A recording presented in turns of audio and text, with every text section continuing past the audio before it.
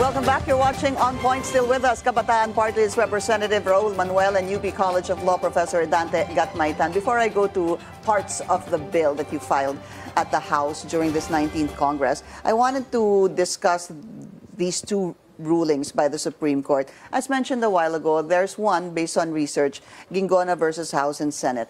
Here, the Supreme Court ruled that they can't compel Congress to pass a law due to the separation of powers, which is something that we were already discussing a while ago. And there's another one.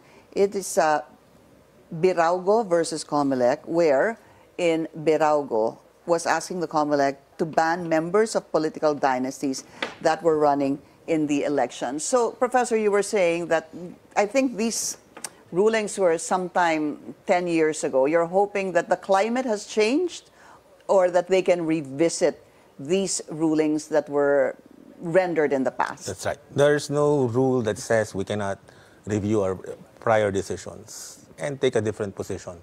So the Supreme Court can always do that.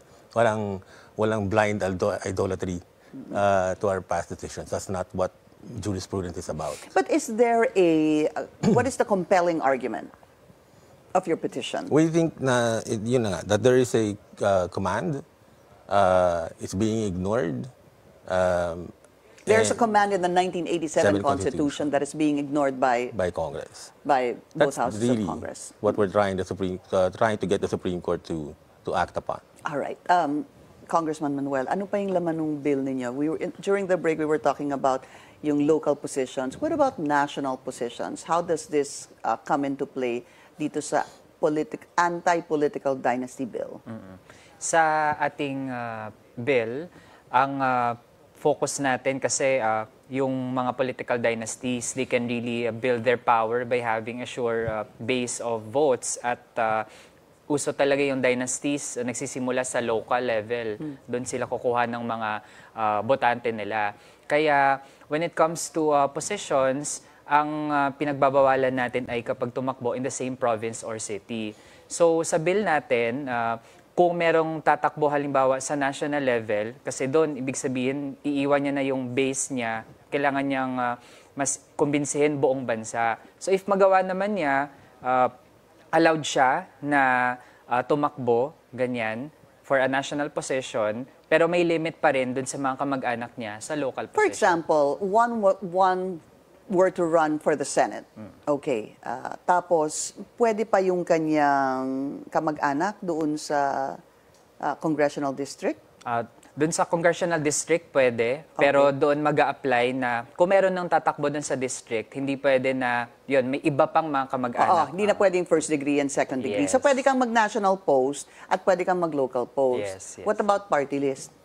Sa party list, doon, actually, isa yan sa mga kailangan pang i-update din sa ating bill. No? Kasi lalo na't napansin din natin recently sa party list system din na dumarami rin yung mga pumapasok pero actually ay back ng mga dynasties din. Tapos gusto din nating i-take note doon sa batas natin kasi sa SK merong provision na hanggang second degree din bawal. Tapos sa BARM Electoral Code ay bawal din. Meron din silang provision sa dynasty. So, kailangan mag-harmonize yung mga ito at kung meron na nga sa SK at sa BARM, why not sa buong bansa? That's a good point. Yes. So, kung gugustuhin talaga, pwede. And no one has challenged na yung constitutionality nitong mga prohibitions sa dynasty. Sa BARM and sa SK. Right. So, if you wanted to.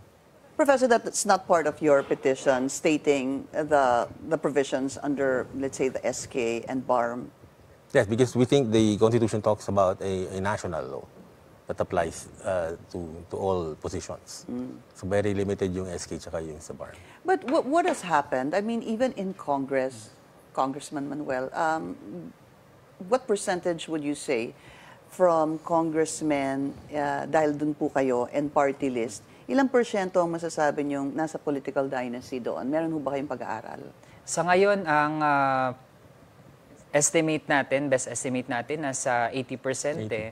Oo, ganun kadami. 8-0? Oo. Based na rin sa mga independent din na pag-check nung connections and relationships. Our political dynasties. Sa House. Yeah, that's kasi, a lot. for example, merong district representative, tapos meron siyang kamag-anak na nasa party list din, Yeah. ganyan. So, with all due respect sa kanila, tingin natin na sayang yung posisyon di ba? Na pwedeng meron namang mga mas viable pero hindi naupo sa pwesto. Paano kasi, Professor, when they say, paano kung dalawa kaming magaling at magkapamilya kami? How do you respond to something like that? Which is often, and every time, ganito na lang po, every time merong midterm elections or merong presidential elections, the question on political dynasties is always asked among those running. Paano nga kung ang depensa nila, dalawa o tatlo, lima sila sa pamilya na magaling Dahil na nga yung dinebate dun sa, writing ng Constitution. May pros, may cons, but they concluded that in the end, mas malaki yung costs. Cons. Oo. So that's why they put that provision. Lagi naman may argument na ganyan But you can also argue on the other hand na ngayon yung studies show na pag dynastic yung local offices, hindi naman nag-improve yung walang correlation between yung dynasty tsaka economic improvement. There's no correlation. So maraming ganyang studies ngayon na yung sa harm na ginagawa ng dynasties. Is there a study, though, that points to harmful effects of political dynasties? Yes. Yung mga ganyan, mga economic, you remain poor, for instance. Are there other modes? Let's just say a petition is filed before the Supreme Court, a bill is pending in the 19th Congress. Is there any other way? I mean, I was thinking, what about a people's initiative? I think it's a viable option. Hindi siya masyadong ginagamit. I don't know why. But if Congress refuses to do it, that's why we have that option. Ito yung initiative coming from us. Ginagamit mo siya para pangpahaba ng term limits. Yun ang nagagamit that's for o palitan ng Kasi ang Constitution. sa Constitution. Right. Ngayon, ang problema, wala tayong implementing law sa pag-amend ng Constitution. They tried it and the Supreme Court said it's not enough. But meron tayong provision sa pag-enact ng national law under initiative. Okay. Congressman, what about you? If it doesn't make it in Congress, I mean, dalawa pong hurdle yan, House of Representatives and the Senate. And when you look at the Senate right now, your bill, even in the House, talagang hindi ho masarap pakinggan para sa kanila yun. Dahil sabi mo nga, 80% pa lang sa House, political dynasties. Na paano ka pa makakahanap ng suporta dyan? Ang isang in-explore din po na pwedeng ruta, meron pong mga nag-file din ng petitions targeting particular political dynasties. At ang kanilang ini-invoke po ay yung definition na meron na tayo na nasa isang batas din naman, which is the SK Reform Act. So ang parang alternative na approach ay gamitin na yung definition na yon at COMELEC na yung magpatupad habang wala pa yung isang particular na batas talaga for political dynasty. But how is that if you use as a basis the SK? Pero hindi naman, ang questionin mo ay ang tumatakbo, hindi naman sa SK. Yeah. How does that work? Yung may iba pong mga lawyers naman, they would argue na yung definition ay pwede nang i-capture. Yun na yung maging basis ng COMELEC. Though of course, meron ding pros and cons yun, pero I think any attempt para maklip yung power ng dynasties ay pwedeng i-explore. Gagawin na lang kahit na ano. Professor, what do you think of that? Pwede ho kaya yun? It will be a stretch. Yeah. Kasi the fact na nasa ilalim siya ng SK law Yeah. suggests na limited yung application nun. Parang they're grasping for any basis that can be used. Yes. Example yung kay Tulfo. Exactly, I was going to say that. Diba? And it was thrown out not because there was no law, No. pero nakalimutan daw i-attach yung copy ng COC. Certificate of candidacy, yeah. No. So, as you say, we're grasping. So baka if we did it right, baka magpatuloy yung kaso. The justices with you in this petition before the Supreme Court, what were they telling you? Were they saying that this is going to be an uphill battle? Oh, we all know that without them telling us. Because I teach it, diba? So, alam ko na yung mga kaso na will get in our way. But I am confident. I know na maraming ways around it. But But then again, I mean, you have to go back to what is stated in the law na bawal ang political dynasty. Ang sinabi naman ho talaga sa madaling usapan, bawal ang political dynasty, gumawa kayo ng batas. So ang sinabi ng Kongreso, hindi kami gagawa. Nakakalimutan po namin gumawa ng batas o hindi kami gagawa ng batas ngayon. Yun na naging problema eh. So again, you think about other ways to be able to push the congressmen and the senators to pass an enabling law, to pass a law. Huwag na nga enabling eh. Gumawa na lang ng batas gaya po ng ginagawa ninyo.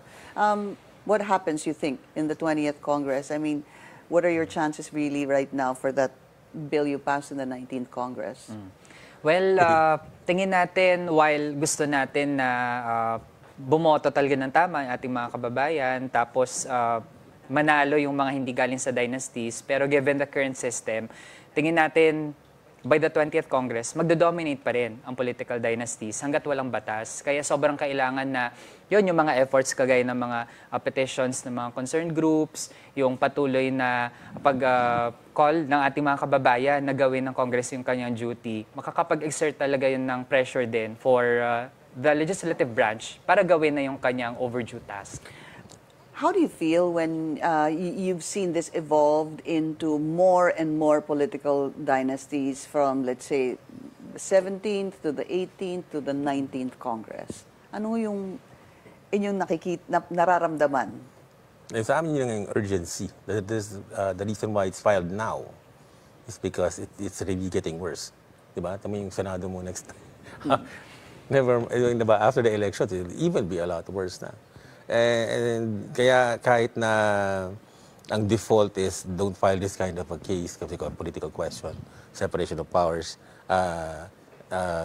we need that political pressure and yung institutional support from other branches of government to get something going. I guess the question is, do you think the people are heeding that call of equal opportunity for public service for other candidates? Do you think gusto din po ng mga botante yun? Yeah.